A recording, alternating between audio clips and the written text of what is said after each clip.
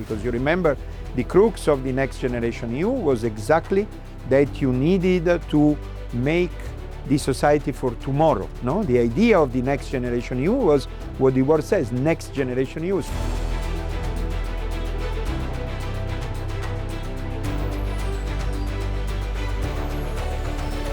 Welcome to another edition of the Makers and Shapers interviews of EIT Digital. Today we are here in Delphi on the occasion of the 10th edition of the Delphi Economic Forum, a global platform where global leaders are meeting to discuss pressing challenges of economy and society. The Makers and Shapers interviews are featuring thought-leading captain of industry, the makers, and policymakers and public administration in a constructive dialogue about the future of Europe. Today, I have the distinct pleasure of welcoming Mario Nava, Director General at DG Employment of the European Commission. Before joining and leading DG Employment, Mario was at DG Reform and at DG FISMA. And today we are going to talk about the Union of Skills, about talent circulation, and many more. Stay tuned, and Mario, welcome to our Makers and Shapers interview. Good morning, everybody. Pleasure to be here in Delphi. Like always, I've seen this Delphi Economic Forum growing over the years. So great pleasure to be here. Thank you, Federico. First topic I would like to address to you, Mario, today is about, of course, the Union of Skills. We have heard a lot about it, political announcements. Can you tell us a bit more about the Union of Skills and why it is relevant for Europe? It's important to understand that the Union of Skills, of course, got its moment of notoriety now because we have been able to deliver it in the first 100 days as it was foreseen, as it was actually in the electoral platform of Mrs. von der Leyen for her second term, but it's something that has been built over the period and over the year. In the electoral platform of President von der Leyen, there is written explicitly that the Union of Skills needs to be a radical step change. So a major improvement in the way skills are treated in Europe.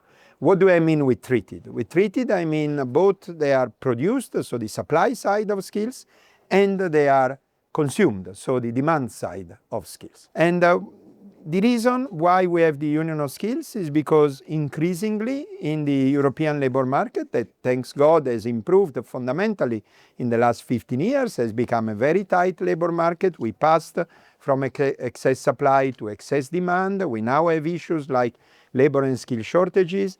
The issue of unemployment is much reduced. We are at the lowest historical unemployment rate of 6%, the highest employment rate ever of 75%.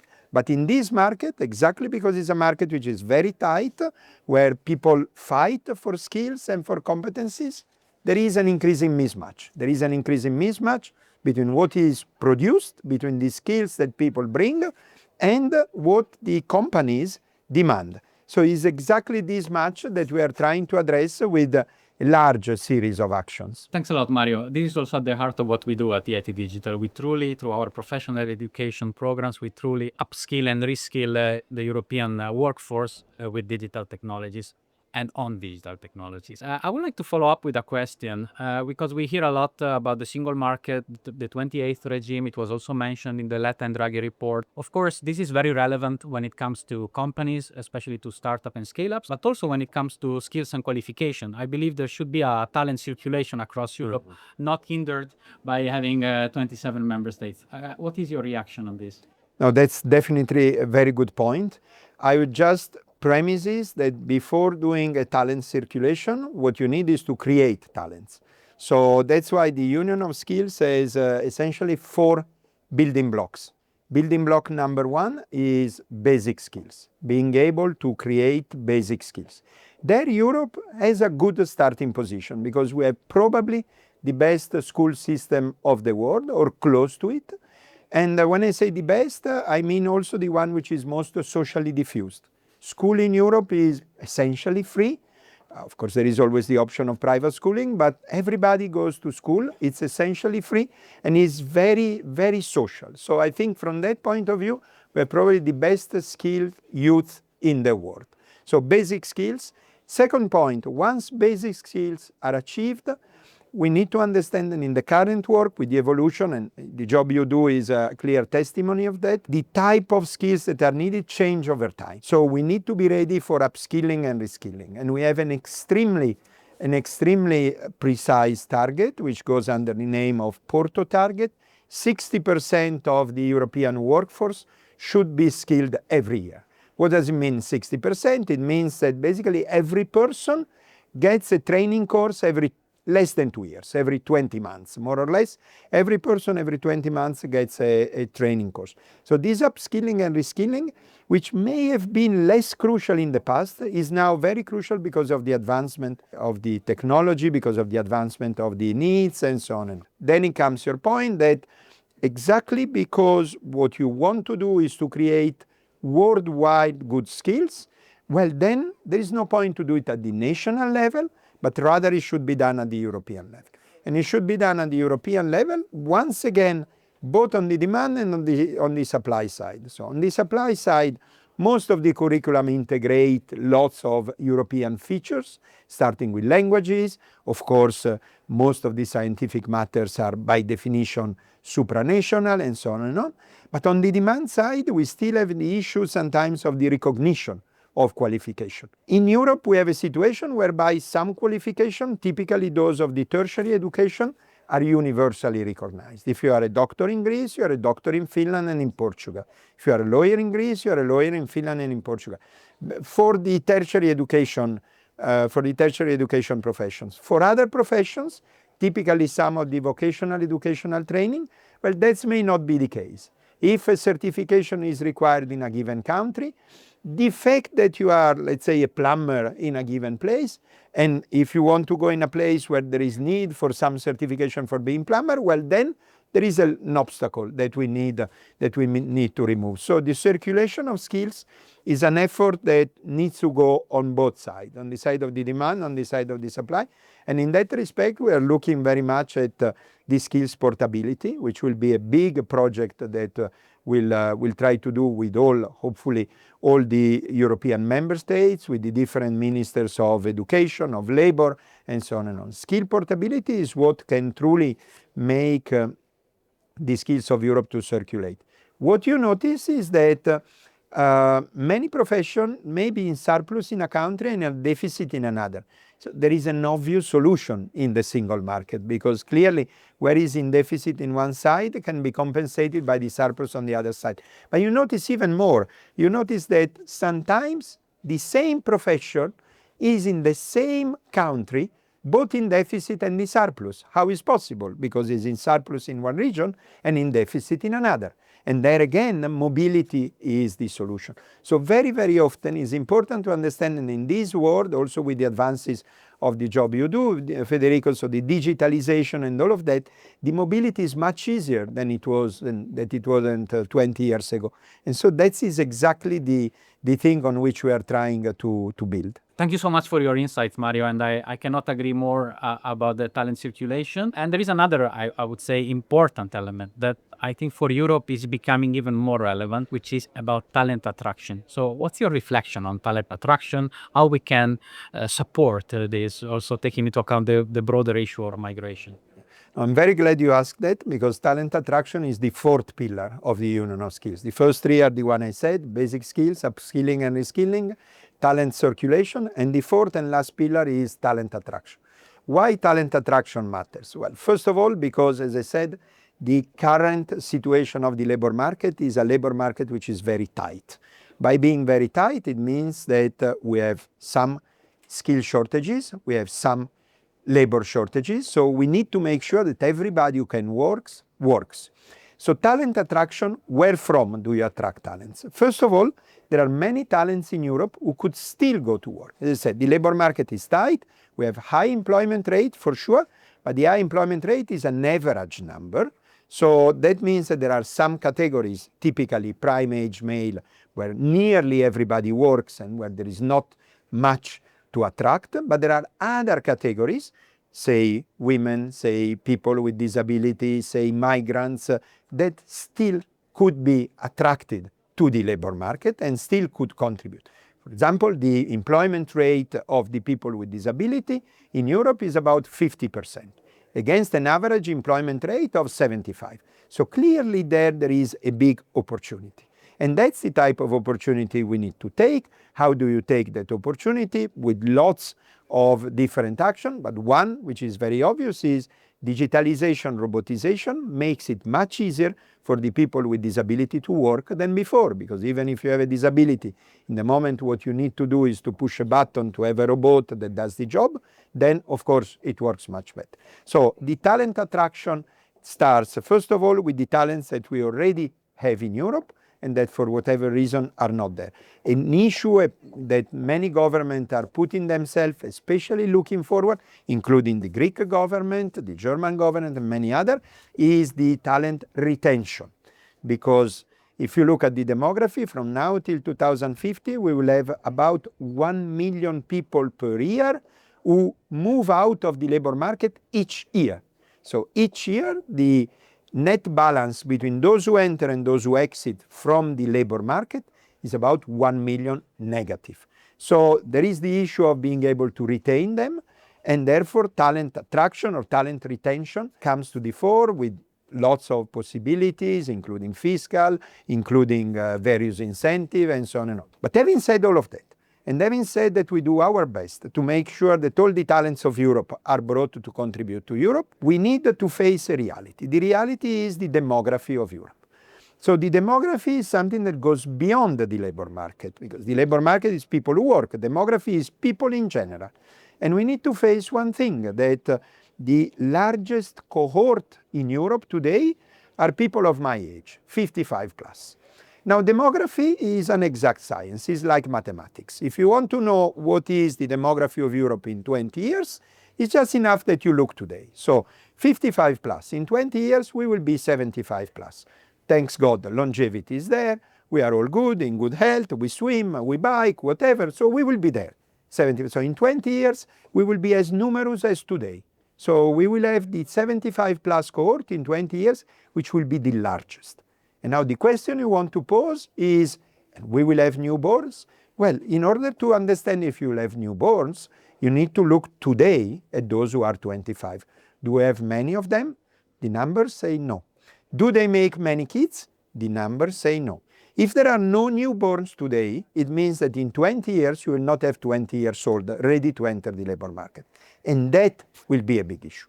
Because if you don't have 20 years old in 20 years, then you have a major problem. And that is exactly where the point of attracting talent from outside kicks in. Because the demography which is affecting Europe is not affecting the rest of the world. There are many countries in the rest of the world where there is still an excess demography. Obviously, the starting point is legal migration. So it needs to be legal migration. And when you say legal migration, you mean what? You mean looking at those famous tables that I discussed in the previous question of what is in excess shortage of the European professions, looking at what are the needs of Europe, and then being able to proactively advertise that Europe needs, for example, people in long-term care, Europe needs people in, I don't know, whatever, driving trucks or different professions, and being able, Europe as a single labor market, advertising around the world, these are the things we need. And then proactively engage with different countries and in the rest of the world and see with them how we can make a plan of legal migration. And I think this is obviously, first of all, is the best antidote to illegal migration, which is exactly what scares people, because people are scared by the illegal migration, people are scared by the disorderly integration.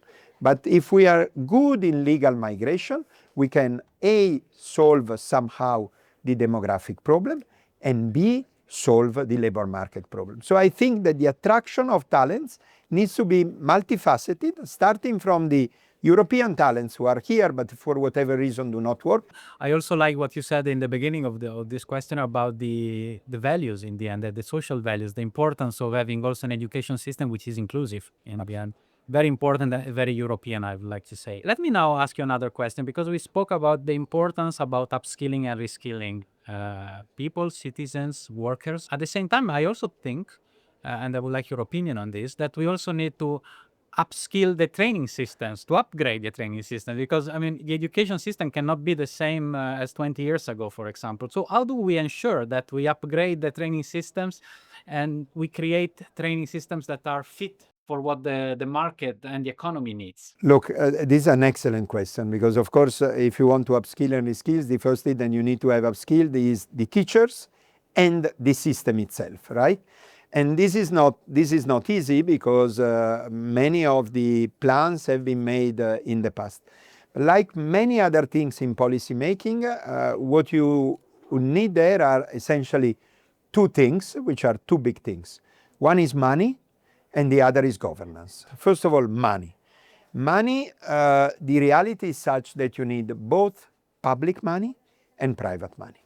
When it comes to public money, as I said, Europe is very inclusive in its education. Many governments are putting lots of money on that, but also Europe is putting lots of money. We, in the period 21-27, we've been spending about 150 billions for the training, for the upskilling and the reskilling, which is really a huge amount of money. We've been spending it through Erasmus, we've been spending through the European Social Fund, we have been spending through the Next Generation EU, the National Plan for Recovery and Resilience, where many of them had a very big education component, because you remember the crux of the Next Generation EU was exactly that you needed to make the society for tomorrow. No? The idea of the Next Generation EU was what the word says, Next Generation EU. So many countries really invested a lot in education. So overall, you can make the calculation and then the attribution in different ways, but what we wrote in the Union of Skills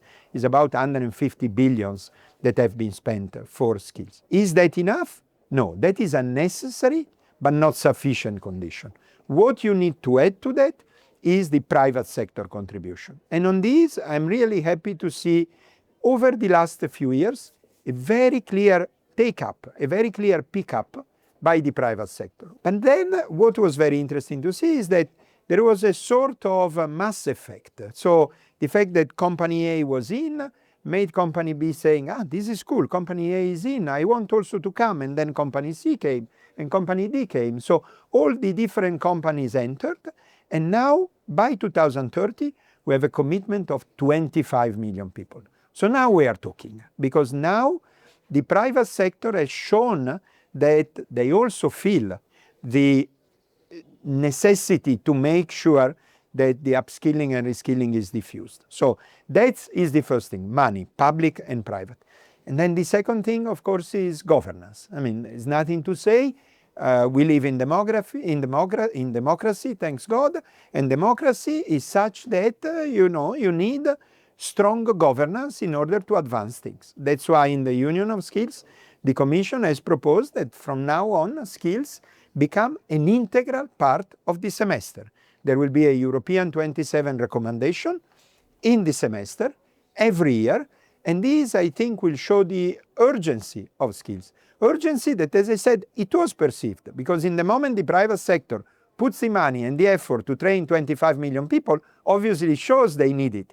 But then what I need is, of course, that the government follow up, and there is a very clear follow-up. So the reply to your question on how to do it, I would say at the very minimum with those two pillars of money and governance. Governance is not only an issue of the semester, of course, is an issue of follow-up. I mean, many projects with member states needed to be followed up.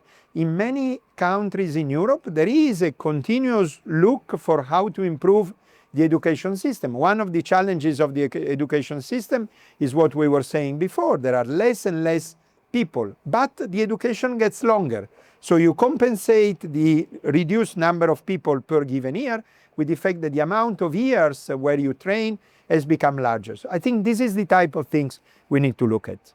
Thank you for your insights, Mario. I liked also what you said about the private sector. I think the involvement of the private sector into education is crucial, and it is something that in Europe we were lagging behind with respect to the US, and now we are catching up, and I'm very optimistic about the future by hearing your answer. Because I started by asking you about the Union of Skills, about how we can ensure that we have talent circulation, how to make sure that Europe acts as a single continent. At the same time, you just showed us how we can make our diversity, our regional excellence, an asset for Europe. So I really like this answer you just gave.